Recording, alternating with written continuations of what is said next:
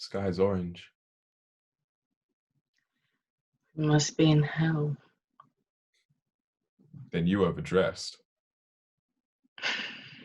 You youngsters don't know anything about dressing for the occasion.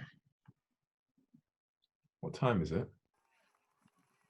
Around midnight. No time for a woman to be running around in these streets. Excuse me?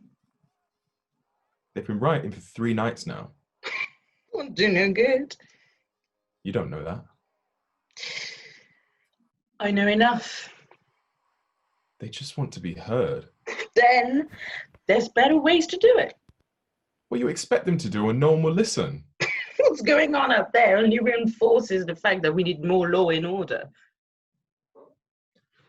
You talk about them like they're terrorists. Oh. Most of my colleagues think they are. And I tried to give them the benefit of the doubt. But when I have to go to work on nights like this, it's hard. Why do you have to go? My shift is in an hour. You could call in sick. No, I was lying. How? Because they know I'm not that weak. They don't know you like I do. You're too young to know what you think, you know. Is that what you think?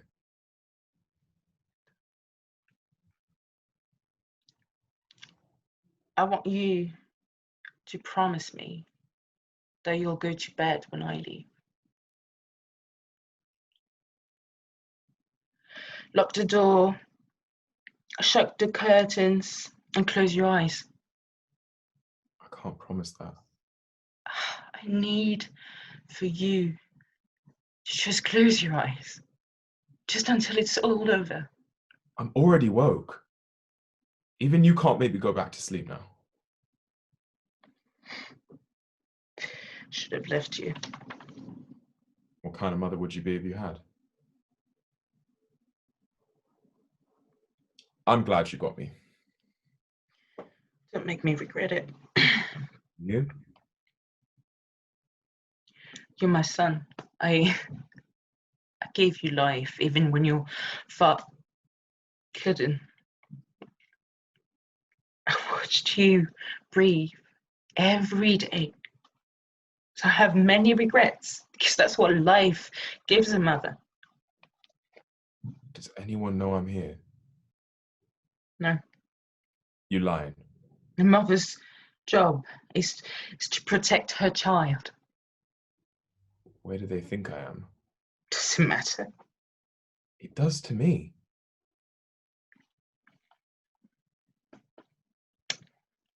They think you're in the land where all black men go. Am I? You should be asleep. I told you. I'm not sleepy. The screams outside must be keeping you awake. It's not just the screams. The crying and Tears and salt. They give this night more flavor. the gunshots. Let me know I'm still alive. Then what is it? It's the scent of blood on the hot pavement floating into the summer air that's keeping me awake. I don't know where it's coming from. You must be smelling the slaughterhouse down the street. This kill floor isn't in a slaughterhouse.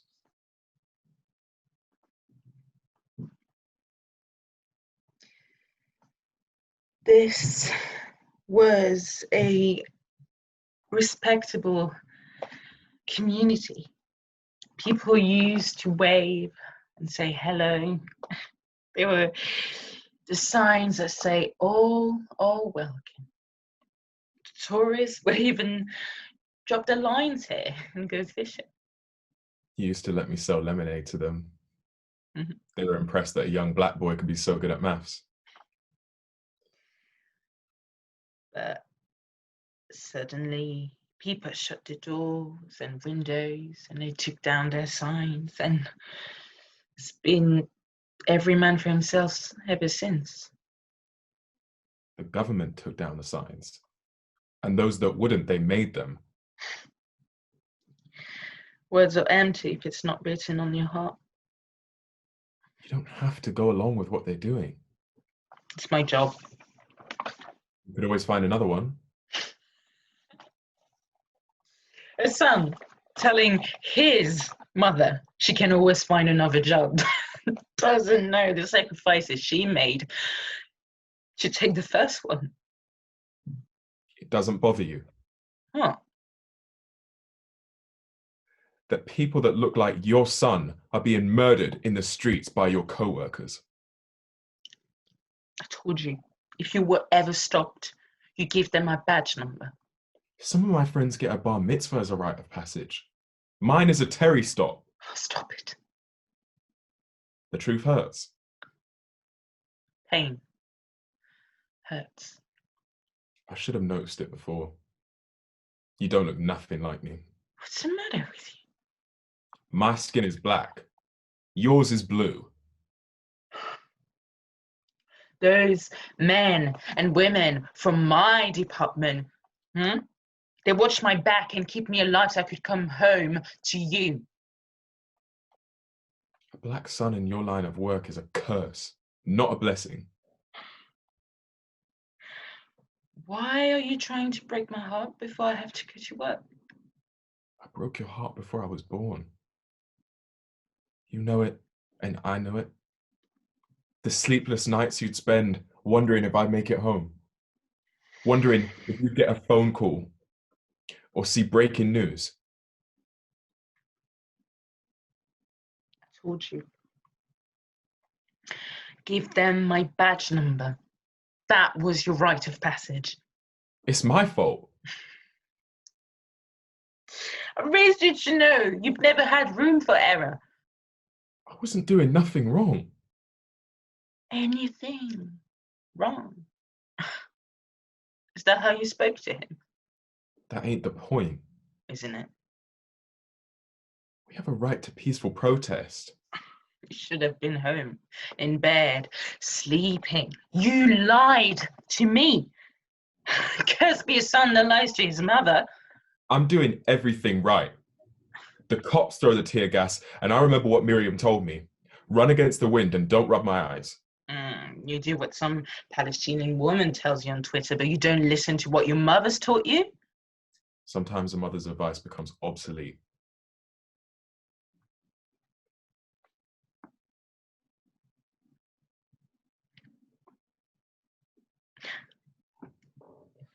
Should have listened. I put my hands up. I became a cop to protect you. I didn't breathe. If they knew me, they knew you. My badge number was your badge number. Because if I'm not breathing, then I'm not here. I'm somewhere else. You're here, and I'm here with you. I'm drowning. Mama. I can't. It's hard. I'm drowning because I never taught you how to swim. My blood. I can't breathe. Tell me who did this. Enough blame to go around, Mama. Shouldn't have snuck out. You were supposed to do like I said, lock the door, shut the curtains and close your eyes. You have to let me go. I can't. What good does it do to relive this nightmare? You should have left your memories of me alone. My memories of you are the only thing I have left. You can come and go whenever you want. You're more powerful now than you've ever been. Now men and women gather in your name and they march. They march on behalf of the names like yours. I'm going to do like you said and shut my eyes. Go to the land where all black men go. Wake up. They're waiting on me.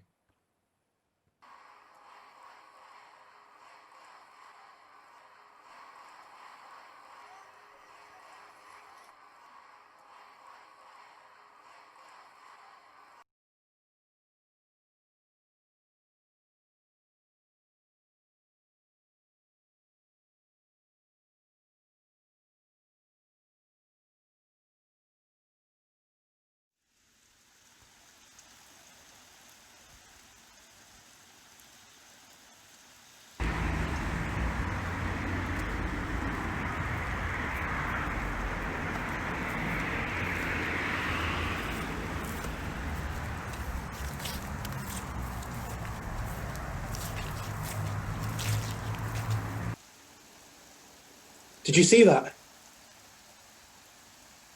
What? I saw someone moving over there. Well, we saw him putting down flowers. Did you see? No. These places give me the creeps. Bones, dust, and wandering souls. The dead don't wander. I'm talking about the soul, not the body. They say if you weigh a person just before they pass and just after, they weigh 21 grams less. That's the weight of the soul that's departed the body. I used to know someone who was trying to communicate with the other side. Said he was on the verge of breaking through, contacting the dead. He said he'd almost crossed over. What did he see? Dunno. He got the sack for having sex with a woman on his office desk. And we lost touch. I see it again. Maybe we should come back tomorrow. They're laying the gravestones for the anniversary tomorrow. The plot needs to be cleared today. There's people coming to pay their respects to remember. Looks different. Are you sure it's the right one? I asked at the gate, got the plot reference.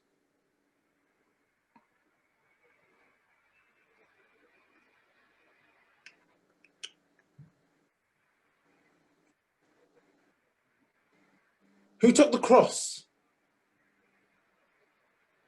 His cross had his name, the day, everything. It would have rotted away by now. Not in a year. It hasn't even been a year yet. It'll be a year tomorrow. Wood don't rot down in under a year. Metal don't rot down at all. Metal only get rusty. Maybe one of the cemetery staff, a gravedigger.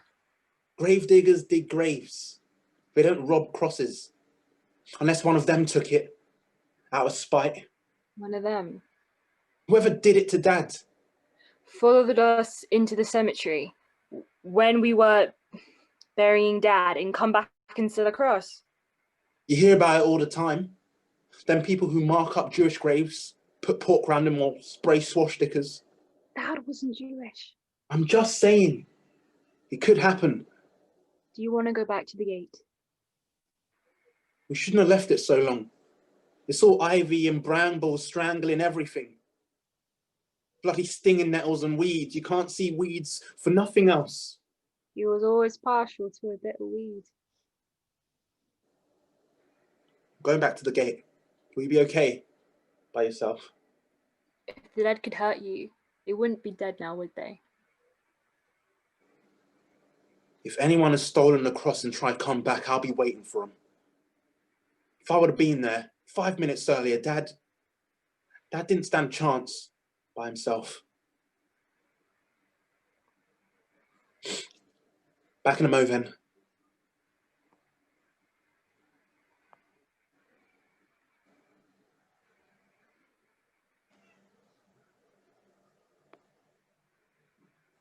Boo! Ugh, idiot! God, you nearly took my eye out. Idiot. I seen you all with the umbrella like Zulu Dawn. Thought you said the dead can't hurt you. I heard something, a living something. I told you. I said we should come back tomorrow when there's families around. I ain't one of them white people in those horror films. I ain't sticking around to get mashed up. So pick up the damn shovel and let's start. Is it Dad's? Definitely.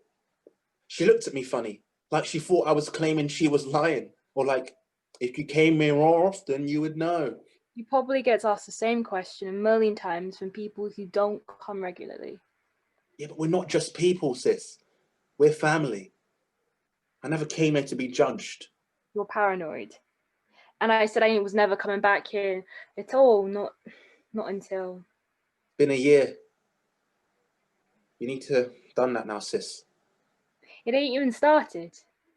No witnesses, no suspects, no arrests, no investigations, no fingerprints, no nothing.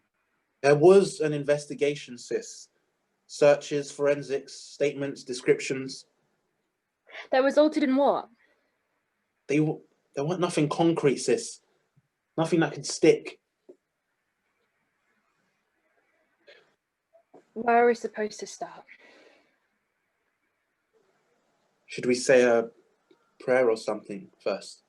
We're not religious. He was a good Christian. When it suited him. Made sure he was at church come harvest festival without fail. When they were serving food, the best Hindu down at the Nilsden temple when it was celebrating Sever Day.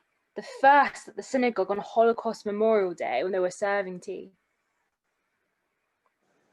Down at the mosque when they were feeding the community. What can I say? He was a man of the world. There's no denying that. He should be here now. Getting ready for carnival, putting on his little suit and ting, the kerchief and the watch and chain, looking all nice and decent. Like when they all did first land in this wicked country. Never a day out of a suit. To be laying face down in his own. Not here, sis. And nobody ain't seen a thing, not in broad daylight. 1 o'clock in a big afternoon on a public street, on a weekday, and nobody ain't seen a thing. Not now, sis. Let's sing a song then. When the saints come marching in, or morning has broken. I know them ones. Dad liked them. Morning has broken like the first summer. Blackbirds are singing like the first dawn. Praise every morning, praise the creation, praise for the something else of a new day. This one's more upbeat, so come on, join in for Dad. Oh, when the saints, oh, when the saints, oh, when the saints come marching in. Oh, when the saints come marching. I want to be among that number. Oh, when the saints come marching. Oh. You quite finished. You gotta try and lighten the mood. This. It ain't good for your heart to be stressing 24/7. What should we do? Forget Dad. Forget what he looked like the last time we saw him. We're doing the best thing to remember him there. This. Getting all this cleared. An anniversary. With corned beef and cucumber sandwiches, Saturday soup and thermal cups, hot sauce and fish cakes, curry chicken and a bowl of south. I ain't gonna bring him back. It'll give people something to refocus on. I don't want people to refocus. I want it to be fresh in their minds. There was a march. Nobody's saying it ain't in people's heads no more. But going round and round, you gotta come up for air or it chokes you dead. Then they've really won. I'm gonna go find some water to try and soften the ground.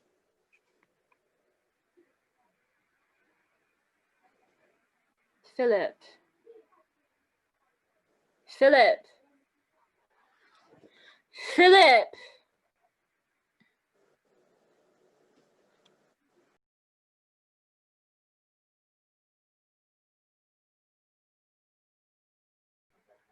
So you do care? You stupid bastard. Of course I bloody care. What are you doing just wandering off? Since Dad passed, you're just always on one. They done everything they could. So 1 year on, why is it still the same? You can't carry them things round with you. What happened when you went to the police station? Don't question me like that, sis. What happened? Can't remember, sis. It was a long time ago. I ain't dwelling on it. Weren't they all looking to arrest you? Didn't they all take your fingerprints, a photograph of you, and was looking for DNA on your shoes? DNA, sis. What I tell you about DNA, it stands for don't know anything. So they make it up. They knew they had nothing on me. That was a wasting time. Time wasting, sis. You went in there for help.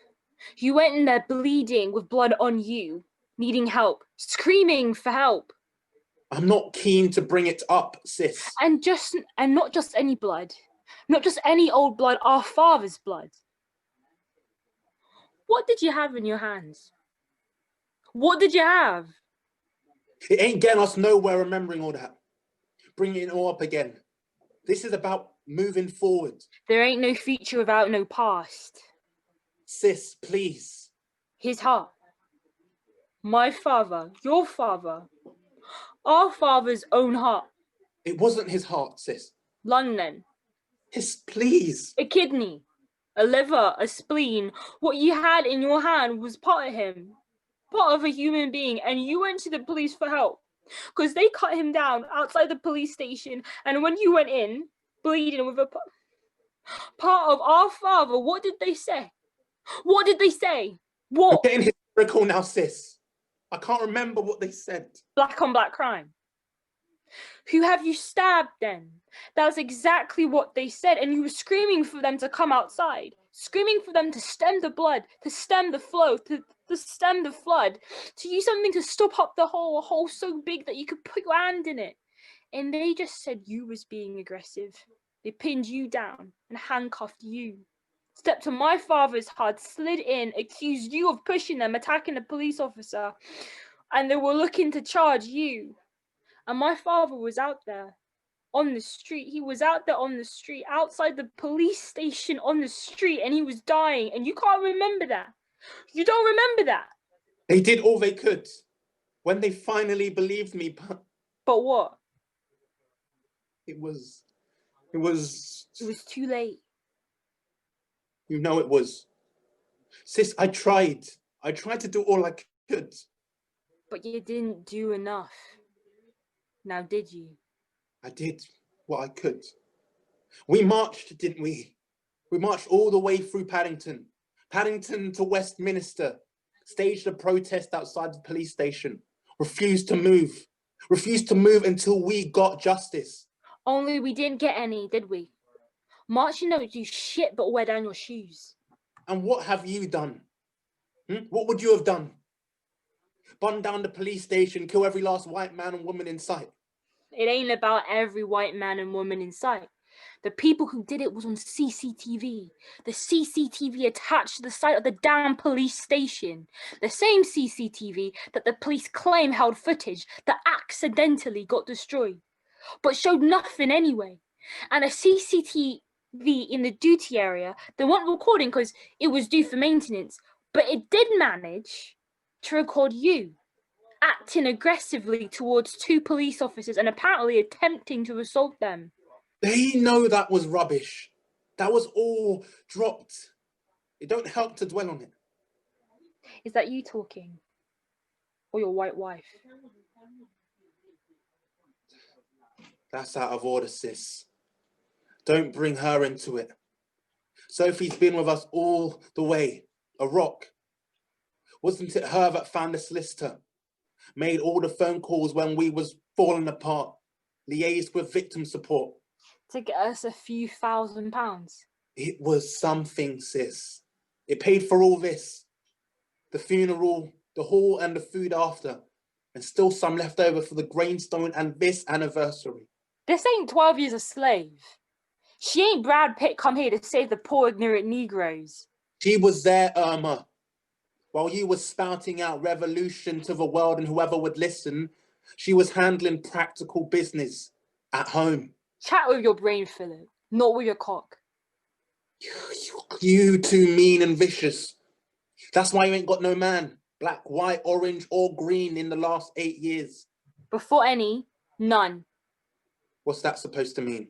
Go ask your wife, seeing as she's so clever. You know what, sis? There's a lot of work to do. Let's just get on with it. Don't let one random act sully all your life. It's only that gives them the upper hand. Random? You really don't get it, do you? Then I get that you're angry. I was angry too. But you're letting it become you. When the last time did you laugh? I'll laugh when I get justice. There ain't no justice, sis. Didn't you get the 80s memo? There's just us. So you can keep moping around waiting for justice and for all the white people to get what's coming to them, come Judgment Day, when we all gonna be free. But hear what, sis? It ain't coming. These people are powerful people. Been powerful for centuries. And powerful people don't give up their power for nothing. You see that mobile, your phone you're on, always on it, agitating, contacting the legal person to try and find that and any legal loophole so you can try and reopen the case. The same people, the same race of white people you're trying to fight against is privately listening to every word you say. Look at what they did to the Lawrences, a good, upright, God-fearing family that they were trying to find dirt on, all while pretending that we were doing everything to further the course of justice. But really and truly, doing everything they could to make sure the racist that did murder Stephen Lawrence got away scot-free. But the family kept pushing to get justice no matter what. You ain't Lady Doreen. You ain't got the stamina. You ain't stuck to nothing in your whole life apart from this. Your fight for Dad, your cause. Our fight. Our family's fight. Dropped out of accountancy after 8 months. Dropped out of banking after 6. Could only make it 2 months in insurance sales and ran out on our so-called family when you were up in Ghana trying to find who you were. Some Afrocentric rubbishness. That's why you're hanging on to this, sis. This cause is the only thing you've managed to stick at for over 12 months. Not even 12 months. It'll be 12 months tomorrow. And you can't make up for feeling guilty by holding on to something that's gone, sis. That's your guilt talking. Guilt? What have I got to feel guilty for? You know full well. I ain't guilty, sis. What the hell I gotta be guilty for? I'm just trying to get it into your head that they don't care about us. You think they care about one unimportant black father? Our father get killed by a bunch of racist dogs. It could be every last black father for all they care. Every time one of us get cut down, they're clapping their hands. One less to have to deal with. Too ashamed to admit it. Shame about what, sis? That you could go and marry one of that. Why do you always got to bring it down to that level? They can't kill us off so that they're looting us off the face of the planet, getting us to reproduce more fuzzy-headed, light brown, acceptable kids. There's a white person in all of us, sis. Even ones as black as you. Where do you think you get that sharp nose from? You know how Dad loved a white woman. Even if it was only for 4 months at a time, then he'd come back to Mum's potatoes and dumplings. Dublin, Germany, Wales. You know, Dad spent enough time in those places. And you know, he never did sleep alone neither. Hating all of them won't bring him back, sis. It'll just eat away at your soul. They're soulless. The people that did that to Dad. They're not people. Not human. They can't be. Just because they're walking on 2 legs, talk in a human language, or take on a human form, don't make them human. So what are they then? 3/5 of a human? Like what they said about us in them old slave times. Them old slave times. Shot our pregnant women, skinned them alive, split them open, raped them young, buried their babies head high in the ground just to see how far they could kick them off. Strapped us to carts and make us pull them like an ox, make us carry dog shit in our mouths, burn us alive, pushed explosives up us just to watch us explode, and that's all you have to say, them old slave times. Give it up, sis. There's good and bad in everyone. It's as plain and simple as that. There's only 2 kinds of people in this world. The ones that would let you on the bus when you got insufficient change, and the ones that would drive off and let you stand up in the pouring rain. So please don't talk about my wife, Sophie, particularly if she can cook Saturday soup, which you can't. She also does make a mean peas on rice. Rice and peas. And your Sophie's so-called peas and rice ain't got no taste. Her chicken's passable. That ain't got no taste either. Nobody likes it spicy anymore, sis. Black people have gone off pepper. You ask anyone. She probably don't even wash the chicken before she cooks it. They said not to do that anymore. It spreads bacteria. Okay, what do you think the bleach is for? I'm speaking plain, sis. And I might have a white wife to come home to, but you're just probably going to be a barren old spinster who me and my white wife are going to have to take in when your cats turn against you. Dad said the only thing that kept the mice down were cats. That ain't around no more. Sis, I don't want to fight with you. We've done enough fighting this past year. We're not making progress. And it looks like it's going to rain on our heads. The last thing Dad said to me was, Keep it to yourself, sis. It won't change anything. the last thing that Dad said to me was,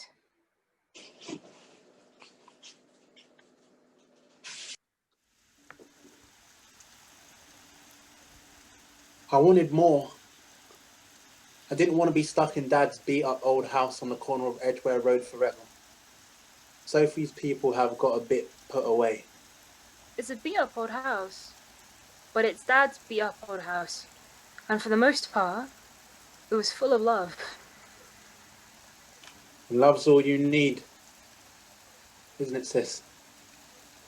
Like, I love Sophie and all of our light brown acceptable children. I love my nieces and nephews, even when they act a little stink. Yeah, I know you do, sis. Remember back in the day, sis? Just when pictures, innit? From Flash Gordon was up there on the screen and you had your little curly whirly or toffee bar and nothing seemed it could touch you. Running back to Dad to yams, the Saturday soup, always better than Mum's. South Bank, when Dad used to take us up there to see the skateboarders. I went there last week. They had this Festival of London and there was a plastic bag from the vendor behind the glass. All these photographs. Boys body popping in the streets in Adidas and high tops. Crowds dancing to Soul at the African Centre. A group of black girls dancing on the corner of Latimer Road in cabichis and pleated skirts. 1976 carnival. You know the young sporting Kangles now? Calling them bucket hats. The cheek. It's all new for old, sis. Dad had a stall. You remember? 1986. How proud we was to help him serve up the food. That's our youth. That's our hope. All behind glass. Like a dead museum piece. And they're still cutting us down in the streets like we don't matter. Like we never mattered. It's a circle, sis. All the crap that's getting done to us is going to come all the way back round. I didn't want to cry. I didn't come here to cry. I don't want to cry. You cry it out, sis.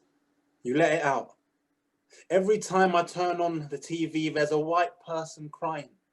Every single night, them a bar. You never see black people cry. We're unimportant. In the metro, I see some big spread about two white men supposed to be pioneers of dancehall, bringing it to London in big 2015. You couldn't believe that. We're invisible. So invisible. We can't even register on CCTV cameras outside of a police station. He was attacked outside of a police station. How could that happen? How could that be? That's what I said at the time. What? Dad ended up outside the police station, but Butts up for assholes. Philip, what are you talking about? we were out with my dad, my father, and they were taking the piss. I'm clearing this space. People can at least stand around here, pay their respects. Remember Dad how he was. That's all he would have wanted. Everything looking decent. Dad was always decent, always in a suit. Like when he first come here, a youth looking smart. Not like the youth of today. Jeans halfway down them backside, shuffling like they just did something out of jail with something to hide. What are you saying, Philip?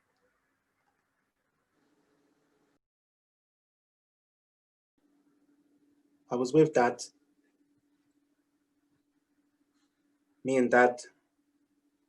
But Sophie was with us.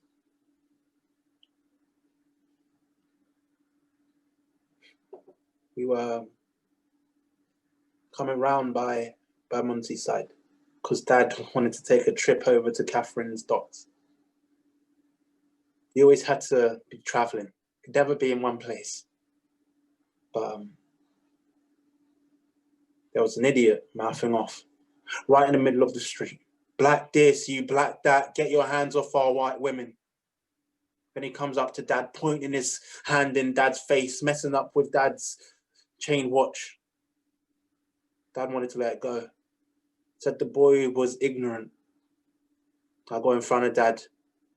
Dad was pleading, let it go, son. And I would have, for Dad's sake, for Sophie's sake. Then 5 of them come up with bottles and dragged Dad from behind me. What do you mean? Drag Dad from behind you? Just that. It was just an ordinary day out, Urma. One of them was even carrying a plastic bag from Morrison's. What are you talking about? They dragged Dad from behind you, and all you saw was a plastic bag from Morrison's. You don't understand. They were all around me. 2 of them was holding me. One of them put the bag over my head.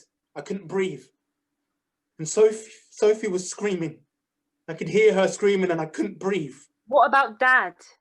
I could hear him struggling, fighting. And I could hear him smashing the bottles. What was Sophie doing? Shh. Sophie was helpless. She would have seen. She would have seen something, anything. What did she see? It was all a panic. It was all so fast. Fast enough for one of them to cuss you from the other side of the street. Fast enough for them to come up to you. Fast enough for 5 or 10 of them to surround you. Put a bag over your head. But that ain't fast. That's time. That's time enough to do something. Do something. Anything. Fast enough to see what's going on. Who's doing it? I would have taken every one of them slashes. Every one of them. He was in shreds. Shreds, sis. Sophie was screaming at them to stop. She was speaking to him. I carried him to the police station. I never had no breath, but I carried him. My knees buckled outside because he was all over me. You said it All was down. you and Dad. Sophie would have seen something. She would have. Should have listened to Dad, sis. I should have let it go. Should have let it go. But they were saying racist. The things they were saying about Dad, about Sophie, the mother of my children. Sophie's the mother of my children. She blames herself for being there, for causing it. What would people say, sis? That was our father. And I was defending him and her. We've been looking for evidence, searching, hoping, praying all this time. And all along, she spoke to him. She had to see them good. I'm not putting her through that anymore. She's done all she could. She has nightmares. Nightmares? What about Dad, Philip? Dad needs justice. Justice for him, justice for us. There ain't no justice for us. The police questioned me and her for hours on end. I've questioned her time and time again, so much that I thought the relationship was gonna done. But I've stuck with her. We're stuck out. And there's nothing more we can do. You know the last thing Dad said to me? You know the last thing that Dad said to me was, we are we. What? We are we. And we can do anything.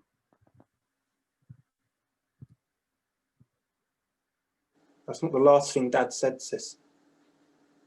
The last thing he said was when I was holding his head, trying to hold it up, trying to hold it together. And I didn't know what to say. I knew it. And I wanted to try and make him feel better. I asked him how he was feeling, and he said, "I'm feeling fine, thank you." And he looked down at his watch chain. And that was it. When I went into that police station, I had the watch chain in my hand, told them to search it for DNA. They asked me if I'd stolen it, said my prints would be all over it. I took it back to the station 3 weeks after for them to look out for evidence, because we had nothing but that. They took one look at it and said it was useless, inadmissible. Said I was wasting my time and theirs. We lost the watch chain. We haven't been able to find it.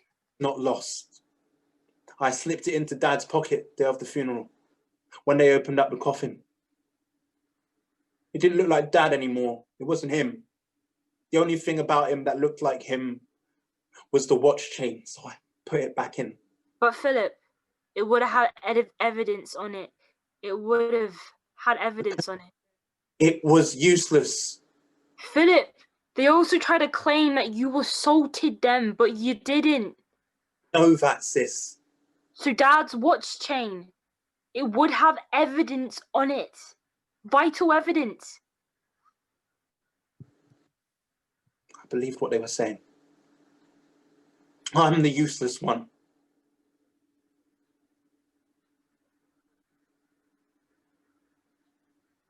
Philip, we can get the watch chain back. We need to get it back. We are powerless, sis. There ain't nothing we can do. I ain't powerless. I'm from a people that did raise nations and civilizations, created the light bulb, the traffic light, the space toilet, the ironing board, a damn lemon squeezer, gave the word astronomy and science in the first place to successfully solve a person's art. A people that could talk through telepathy, speak to each other for miles across expanses of water, through just whispers in drums. A people that did fight 450 years of slavery and genocide, and we still fighting, we still here, we still alive. So what are we supposed to do? We need to get it. To get Dad back. Exhume him. Like, dig him up. Know what exhume means, and no way. You can't do that, sis. You can't just raise up. And the smell. There'll be ways of doing it, Philip. Ways that will make it all right. Bringing back the dead, sis, can't never be all right. Not just the dead, Philip. Our dad. And you were right. I said the dead can't hurt you. But I want to make damn sure it hurts them racists who took our father away. It's not going to be that simple, sis. Right here, in Kensal Green Cemetery, Marcus Garvey was buried. It's the last resting place for Mary Seacole. And right here, in Kensal Green, Kelso Corain, murdered by racists nobody charged. And despite all that racism and slaughter, we are still here. No wonder when white people see us, they just make us look like we're frightened. It must be like seeing a ghost. Why are you going to be talking about ghosts in a place like this? What are you afraid of? A bit of thunder and rain? Like you made us so? Calm the revolution. Where are you going to be? Hiding behind your white wife's skirt?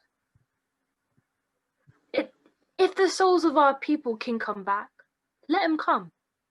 Let them get the justice they never had, the justice they deserve. After the service tomorrow, and we've laid the gravestone, I'm ringing another solicitor.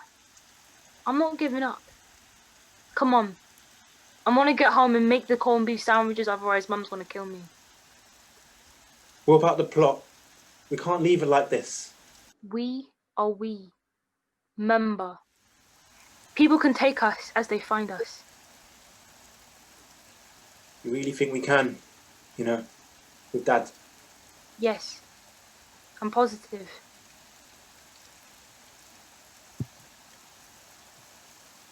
Come on. What about reparations? They owe us billions. There must be a legal thing you could start.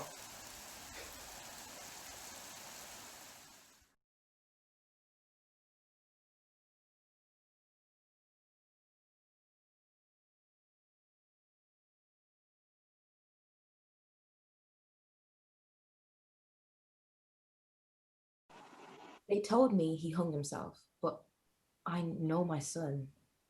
When he started going out with Sarah, I warned him, told him white girls are different. Any sign of trouble and it would be, Fuck off, you black bastard! and before he knew it, she'd have the old bill round and he wouldn't stand a chance. But he didn't want to know. You don't understand, Ma. We love each other. I couldn't force him to listen. I had no right to break his dreams. The UK legal definition, as directed by the Lord Chancellor's Department of a Vulnerable Adult, is a person who is or may be in need of community services by reason of disability, age, or illness, and is or may be unable to take care of or unable to protect himself against significant harm or exploitation. When he was 16 years old, Kane was identified by health professionals as having behaviours that were consistent with a person suffering from autism. Poor attention span, hyperactivity, dyslexia, and the difficulty managing emotional relationships. Then there was ADHD. From the age of 5 up to his death, Kane had the involvement of specialist consultants, education psychologists, local social services departments, and mental health specialists. I just want to be normal, like everyone else. He had difficulty in being able to manage or to successfully manage friendships or relationships with appropriate individuals. So instead, he made friends with other delinquent juveniles. They accept me as I am. He was easily manipulated, influenced, bullied, and they teased him and they often made him the source of their own entertainment. It's okay. We're just having a laugh, Mum. Between the ages of 11 and 18, Kane became heavily involved in crime. Yes, I know he wasn't easy. He got up to all kinds of things, but kill himself? No. I just want to be normal like everyone else. He had difficulty in being able to manage or to successfully manage friendships or relationships with appropriate individuals. So instead, he made friends with delinquent juveniles.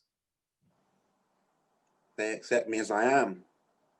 He was easily manipulated, influenced, bullied, teased, and they often made him a source of their own entertainment. It's okay. I'm just having a laugh, Mum. Between the ages of 11 and 18, Kane became heavily involved in crime. It doesn't make any sense. I know my son. Kane met Sarah when he was 16. At the time, she'd been experiencing relationship problems with her father, and she had left the family home to stay with Kane, who had moved in with his grandfather. I can't say I was happy about it. See, he had met Sarah through her older sister, Yvette. Yvette was working at a young offenders institution that Kane had been attending. Kane had told me that Yvette, Sarah's sister, was in a relationship with a person she had met in the institution. I was not impressed with the disregard for the rules and boundaries for personal relationships with inmates. I did not approve of how Yvette conducted herself, and I knew from what Kane had told me that Sarah was easily influenced by her big sister. I knew immediately these were not the kind of people that Kane should be associating himself with. When things looked like they might be getting serious, I remember sitting Sarah down and telling her, he's not normal. Kane might present himself as being smart and intelligent individual, but he's got a number of complex issues. He's emotionally sensitive, about things he cares about. You mustn't play with his emotions or take advantage of him. Sarah's not like that, Mum. I asked her if she understood what I was saying. She said, Yeah, I just want to be with Kane. You better watch your step with my daughter, lad. I've got my eye on you. Kane told me Sarah's parents weren't happy about them seeing each other because in their eyes, Kane was a prolific offender, just like Sarah's dad had been when he was younger. Then they didn't want that for their daughter. Kane and Sarah didn't listen to any of us. Then Sarah got pregnant. You're not having it. End of. But Dad! You're 16 years old. You've got your whole life ahead of you. It broke Kane's heart when Sarah had the termination. Like, nobody even cares what I want. A few months later, though, I'm pregnant! he was excited. He liked children. Children didn't judge him.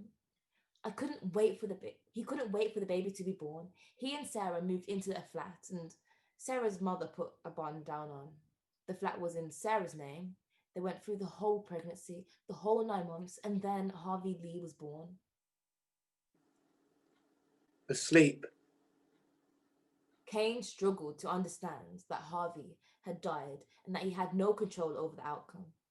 He found the delivery and the aftermath hard to deal with. He couldn't support himself, never mind a grieving mother, and Sarah needed him to be there for her desperately, but he just couldn't cope. I encouraged Sarah to go home to her parents so she could get the support that she needed, but she wouldn't listen. She insisted she wanted to stay with Kane, even though it was clear he was not able to give her the support she needed. I was worried for him. For them, the cracks were beginning to show in their relationship. It was around this time when I noticed the level of demands Sarah would make on Kane, and I knew that this was not the relationship that Kane was going to be able to cope with, emotionally or psychologically. I noticed she would hit, nip, or kick him on the sly, and when he reacted, she'd behave as if she hadn't done anything. And I know this because I saw her do it, and he just took it. It's okay, Ma. We're going to try for another baby. I explained that I was concerned about them trying for another baby. I was worried about his mental health and the damage of losing another child might do to him. I told them, even if the baby lived, that they wouldn't have an easy time. Sarah won't let me talk about Harvey Lee anymore, and I miss him. Every time I bring him up, she tells me she doesn't want to talk about him, but she wants another baby, and she wants me to give it to her. She goes on about it all day, every single day. Sometimes I leave the flat for days just to get away from the noise. A few months later, Sarah became pregnant again. Her third pregnancy. I was scared that the baby might not make it, and if it did, I was afraid that she might play games with Kane's head and use the child to manipulate him emotionally.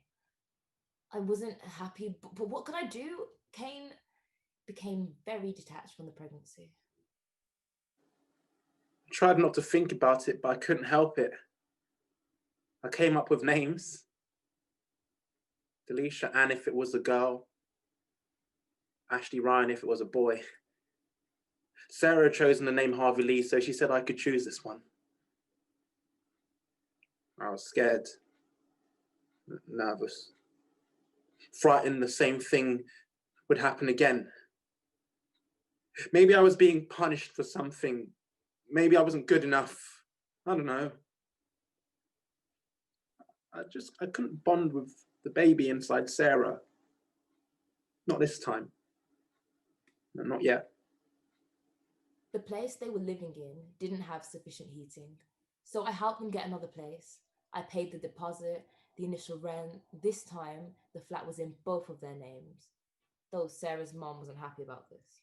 She wanted the flat to be in her daughter's name only, in case anything was to happen between them. Then at least her daughter would have a home. To me, it felt like plans were already being made, like Sarah was preparing to leave him.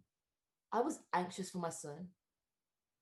Precisely 40 weeks after the birth of Harley, Emma Yvette was born, 5 weeks early. I asked what happened to the name he chose. I know, Ma.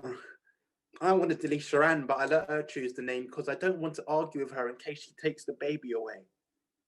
Once Emma was born, I noticed a significant change in the tone of conversations I would have with Kane. There are just so many things to buy. And no matter what I give Sarah, it's never enough. She tells me if I don't get stuff for them, I'll never see Emma again. He said that Sarah was threatening to get social services to stop him from seeing Emma, and that she was going to use his disabilities and mental health issues against him. He was ashamed of his condition, thought that he would be perceived as not a good father because of his autism. He did what he had to do to provide for Sarah and Emma. Sometimes that meant breaking the law. I can do anything I want, and there's nothing you can do about it. You're just as guilty as me. And who's going to believe you?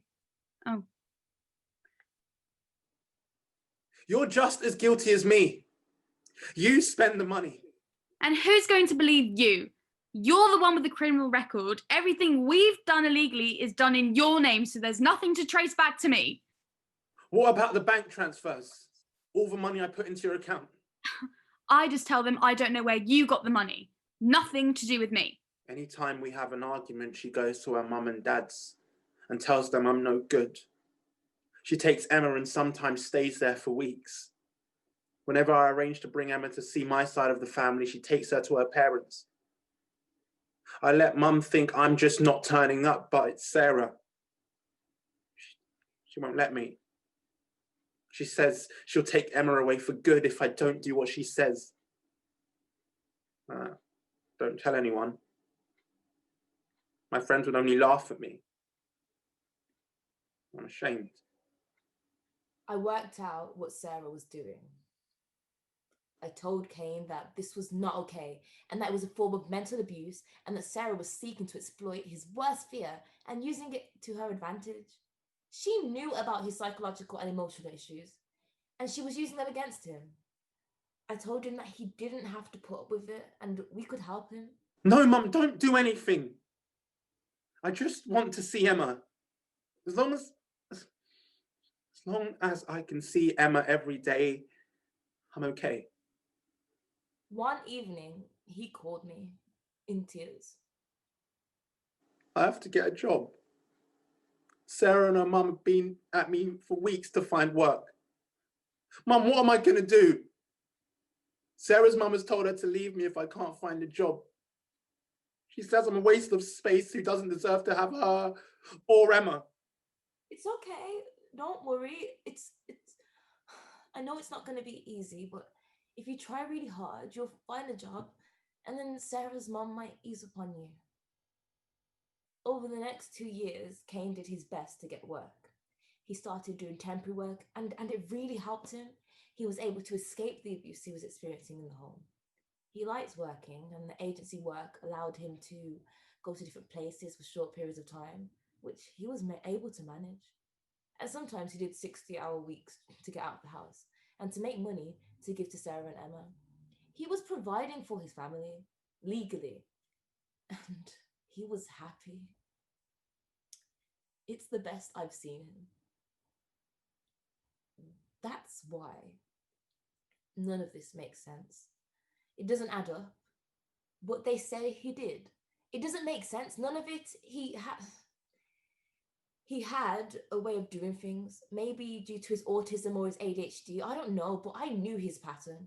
If he ever had a problem, he would call me, and if he didn't get through right away, he would call again and again, and he would keep calling until he got through. But that night, he never called, not once. I got a text from him. When his friend Zeb showed me the text, I knew it wasn't from him, Kane. Kane doesn't write like that. It's not his style. The words were written out in full, grammatically correct sentences. I always had a joke with him about his text spelling and shortening of words. You don't get it, Ma. That's how we text. It would irritate me because I knew he was smart, and writing words wrong when you knew better was another way of selling yourself short to fit the stereotype that society wants you to be in my eyes.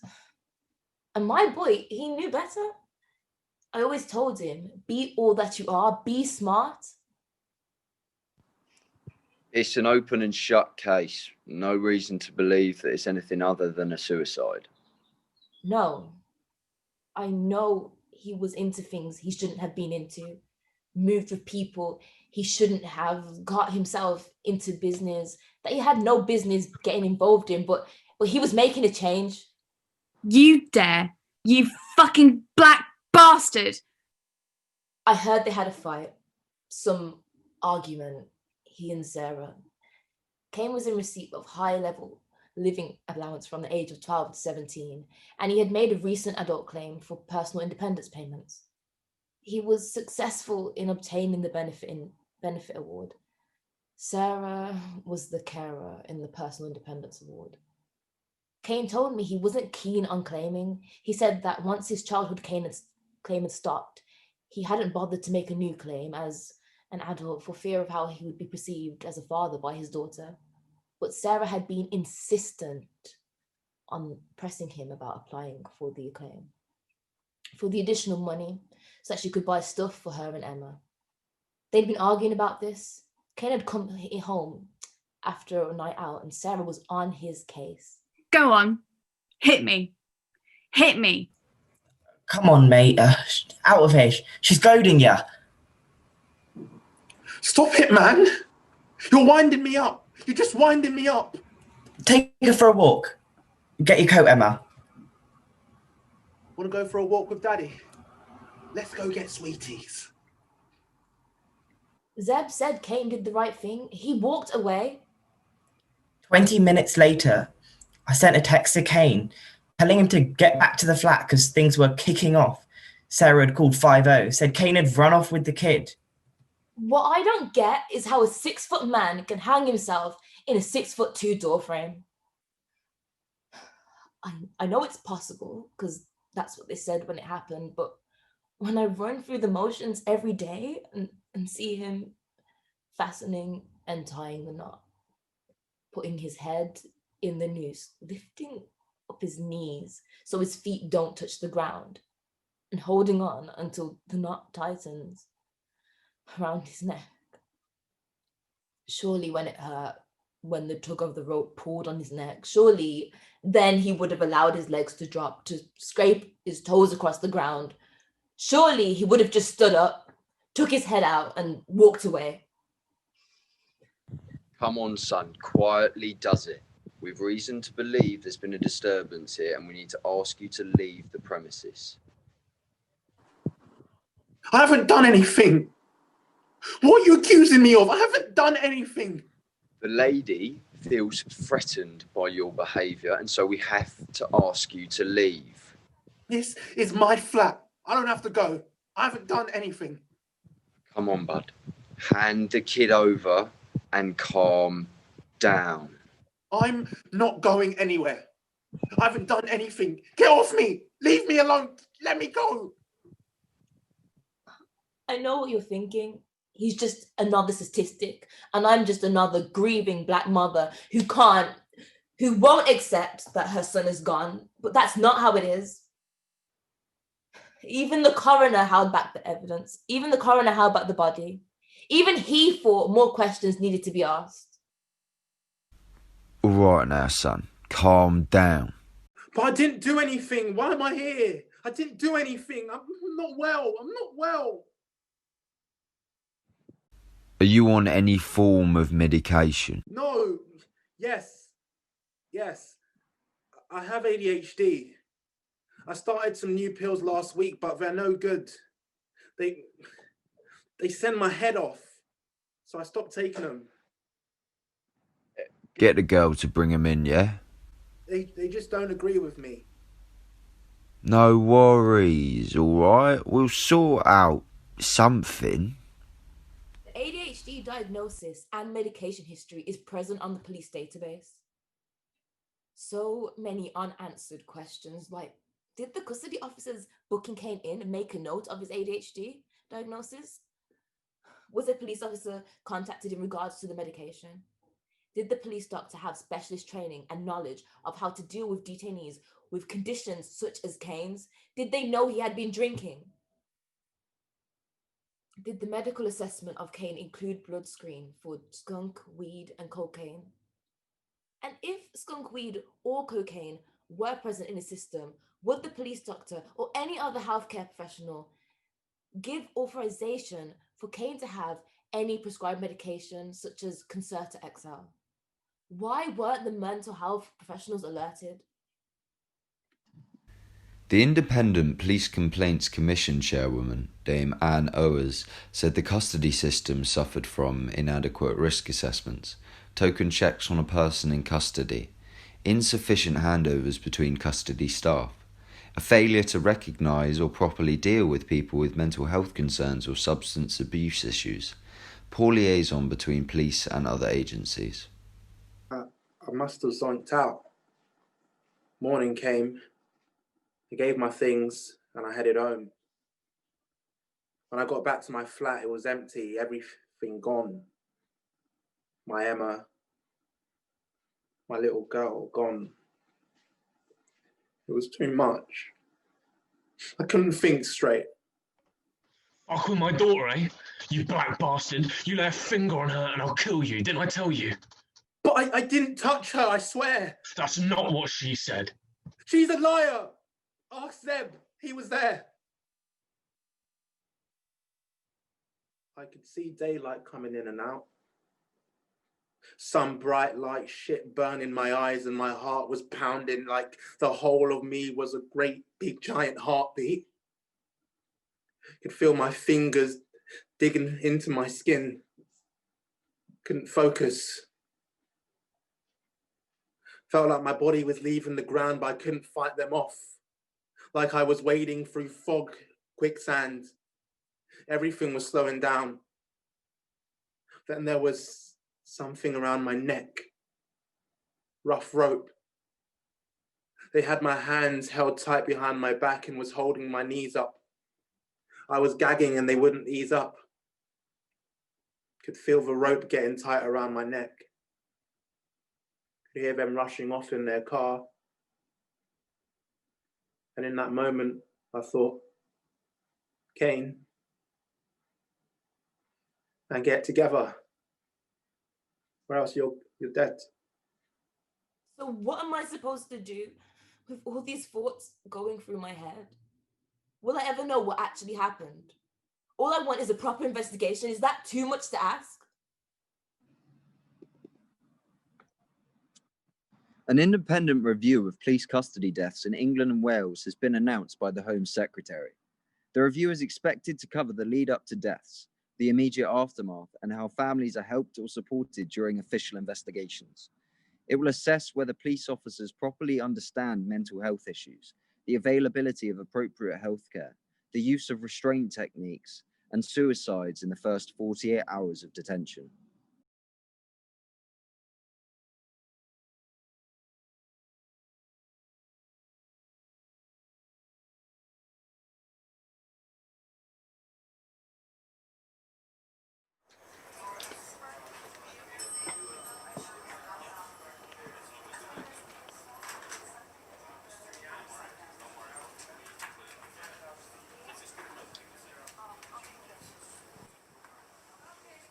It seems that despite the fact that despite everything, you think it would be a good idea to not here. Where? Then where?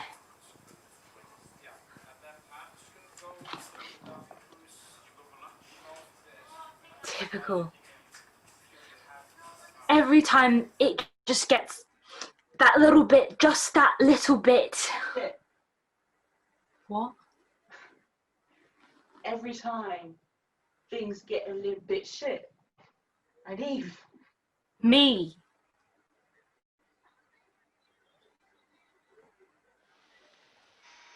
Could Mr. Alifebi please go to room 3?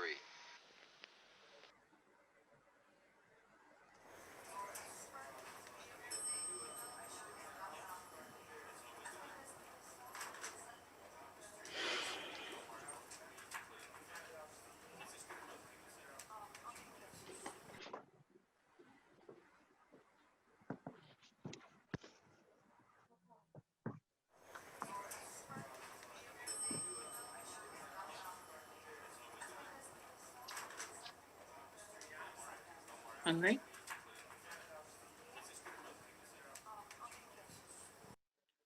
Thought you might be. I am. Come on, tell. I know you want to.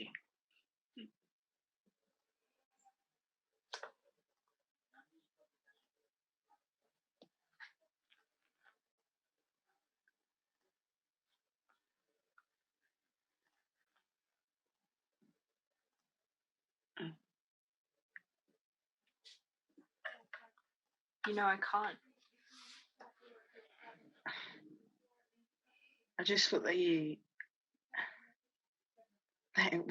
that I could make you happy.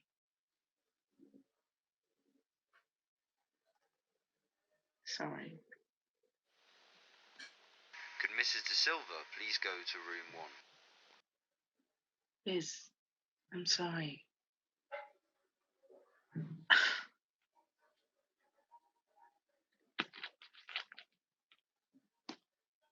I'm sorry that I'm not supportive enough, that my mind can't extend to regular, clear apologies, that when things get tough, get a little bit tough, I leave. It just, this isn't what we'd expected. That's not what we expected. I know. So you can understand that I'm Angry? upset. I'm scared. I'm fucking scared. We. Huh? We. I'm just as scared as you. We are scared. So why don't we just... No. We aren't giving him away.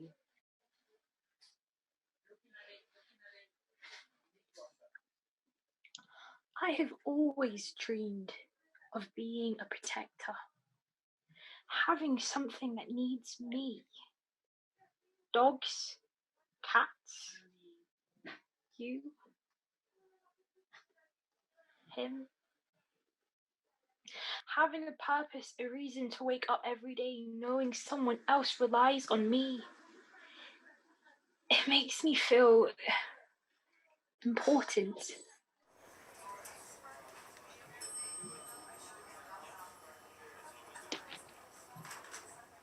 I understand that you want to leave. I do too.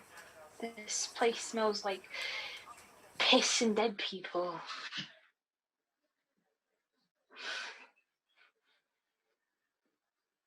But before we leave, I need to know where we stand. Where I stand. Before we leave, before you leave, where do I stand? Could Mr. Thompson go to room 8?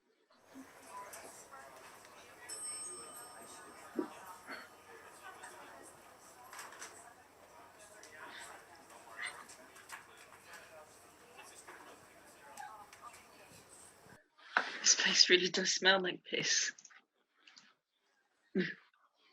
Maybe it's a metaphor for life that, no matter where you are, someone will always piss on your parade. That great things that are meant to be exciting, like Nando's. Nando's being delivered by Deliveroo or having a baby, your first baby.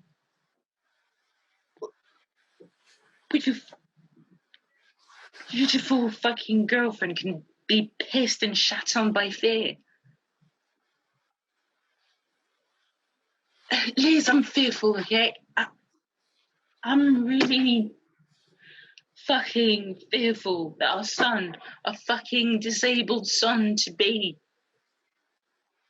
will be stereotyped because of the way that he looks, the way that he is, that every single time that he leaves the flat, the world will see a label. We project a distorted painting on him of a black thug, a potential thief, drug dealer, murderer. That on the outside, he depicts everything that the Daily Mail warns us about black youth. But on the inside, his mind is drawing maps to a different world from what we experience. That every time he gets stopped, pinned, dropped, and held down, that he won't understand why. Why the world of the police, the world of the authority who are meant to protect him, supposed to help him, are stopping, searching, and stripping him of what dignity he has. Because every time he leaves the flat, every time he chases those pavements, my mind will be chasing the thought of, would I ever see him again?